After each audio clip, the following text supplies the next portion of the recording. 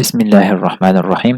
الحمد لله رب العالمين، والصلاة والسلام على نبينا محمد وعلى آله وأصحابه ومن والاه. اللهم لا علم لنا إلا ما علمتنا إنك أنت العليم الحكيم.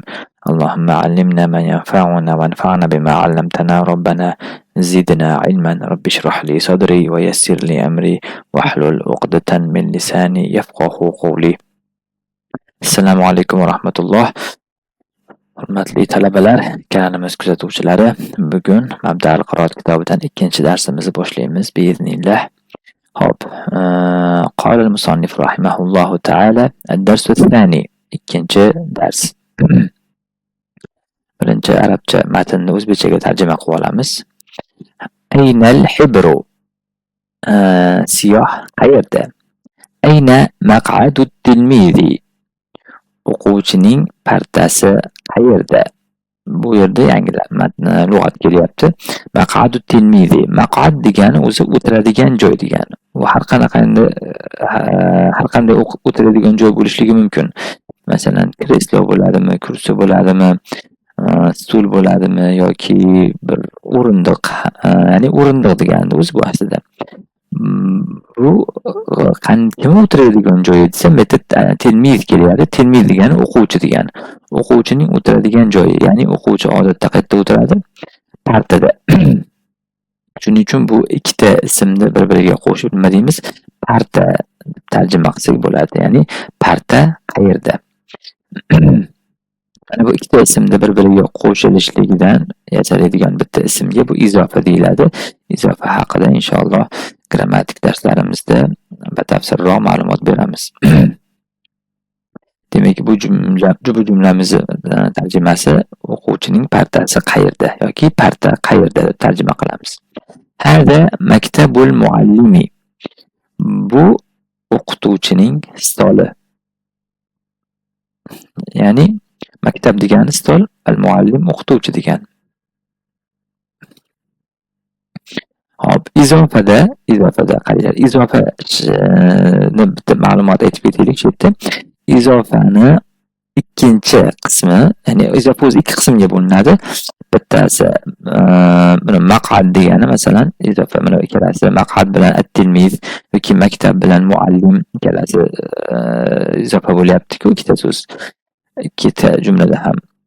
Mana shunda izofani o'zi ikki qismga bo'linadi. Birinchi qismi, ya'ni maq'ad, mana bu qism muzof, at-tilmiz bo'lsa muzofun ilayhi deyiladi. Muzofun ilayhini oxiri doimo kasralik holatda bo'ladi, ya'ni i bilan tugaydi. Mana bu keyingi jumlada ham ko'rsak, mana maktabul muallimi deyapti. Nimada lug'atda vaholanki bu muallimun bo'lib zamma holatda tugagandi, lekin muzofun ilayh bo'lganligi uchun oxiri kasra bilan tugayapti. Bu ma'lumotni berganligimiz sababi o'zbekchadan arabchaga tarjima qilib turganda ham mana shu oxirgi qismiga e'tibor berib qo'yilsa maqsadga muvofiq bo'ladi inshaalloh. Demak, hada maktabul muallimi, bu o'qituvchining stoli bo'ldi. Xuzil varaqa, qog'ozni ol. Hatil mimsahata. Mimsaha degani bu doska artgich. Ya'ni doskalarni artadigan latta yoki gubka shunga o'xshagan narsalarga, ya'ni doska artgich, o'chirg'ich degan mazmunda ishlatiladi. Doska artgichni keltir deyilyapti bu yerda. Ma hada. Ma degani nima deb tarjima qilinadi. Ma hada bo'lsa, ya'ni bu nima deb tarjima qilamiz.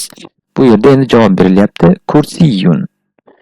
Kursiyun degani o'zbekchada ham kursi deyiladi-ku, mana shundan olingan. Ya'ni bu nima degan savolga kursi deb javob berilyapti.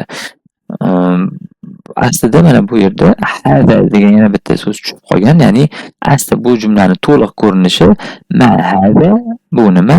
Hada kursiyun. Bu kursi bo'lib tarjima qilinishi kerak, ya'ni yozilishi kerak.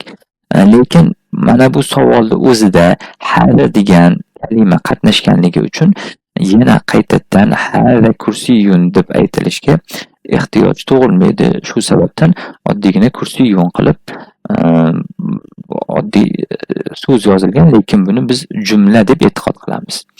Ya'ni bu haqida ham inshaalloh grammatik darslarda ma'lumot beramiz. Keyingisi aynal mimhatu. Endi mimhat bu mimsahatundan boshqacharoq.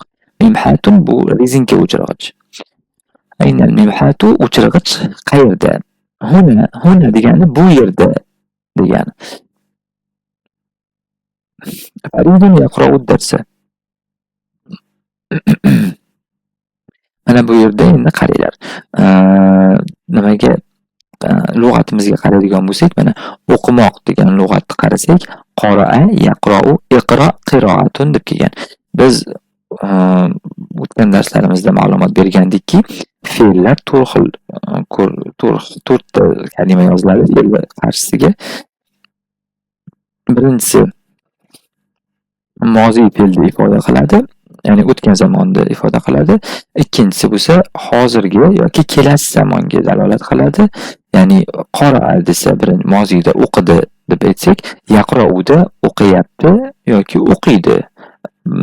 Tekstni mazmuniga qarab ma'no beraveramiz. Iqro bo'lsa buyruq shakli, qiro'atun bo'lsa o'qimoq. Ya'ni iqro o'qi, qiro'atun o'qimoq. Bizda mana bu jumlamizda endi ikkinchisi, ya'ni muzori shaklidagi holati kelyapti. Ya'ni o'qiyapti deb ma'no beramiz. Farid darsni o'qiyapti. Mana ad-darsa bo'lganligi uchun biz darsni deymiz. Oxiridagi sin tepasidagi fatha bizga o'zbek tilida ne degan ma'noni beradi. Farid darsni o'qiyapti.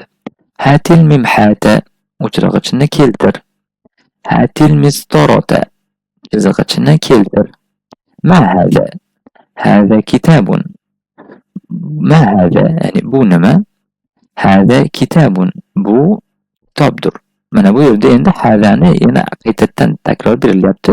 Ya'ni ikki xil ko'rinishda ham ishlatsak bo'lar ekan. At-tilmizu yaqra'u ad-darsa. At-tilmiz o'quvchi, yaqra'u o'qiyapti, ad-darsa darsni. Ya'ni o'quvchi darsni o'qiyapti deb tarjima qilamiz. Al-muallimu yaktubu. Yaktubu degani endi mana lug'atdan ko'radigan bo'lsak, kataba yaktubu uktub kitabatun yozmoq. Bunda ham ikkinchi, ya'ni muzori shakli ishlatilyapti. Shuning uchun yozyapti deb ma'no beramiz. Muallim yozyapti. Aynal muallimu? Muallim qayerda? Fil fasli. Fi degani ittida, ya'ni bir narsani ittidaligini ma'nosini beradi. Ya'ni faslun sinf. Fil fasli esa sinfning ittida, ya'ni sinfda deb ma'no beramiz. Demak, muallim qayerda degan savolga sinfda deb javob berilyapti. Ayna tilmizu? O'quvchi qayerda? Hunaka. U yerda. Huna kelganda yuqorida. Huna degani bu yerda, hunaka esa u yerda deb tarjima qilinadi. Hunaka ya'ni u yerda, fil madrasati. Madrasatun bu maktab. Maktabda. Ya'ni o'quvchi qayerda desa bu u yerda, maktabda deb javob berilyapti. Usmanu yaqra'u ad-darsa. Usmon darsni o'qiyapti.